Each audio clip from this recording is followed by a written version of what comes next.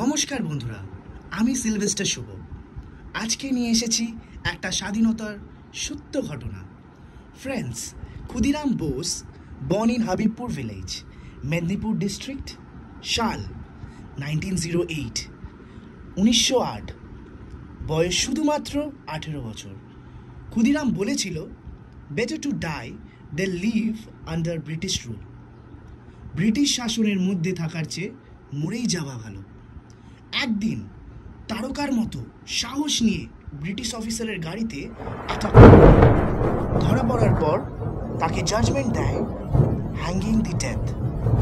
সে ভয় না পেয়ে ক্ষুদিরাম হাসতে হাসতে নির্ভয়ে ফাঁসির মঞ্চের দিকে এগিয়ে গেল। মুখে একই কথা, I am proud to die for my motherland.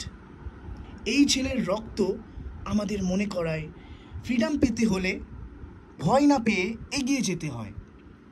এই ছেলের রক্তেই ছিল স্বাধীনতার বীজ। Happy independence day to all my friends. Thank you.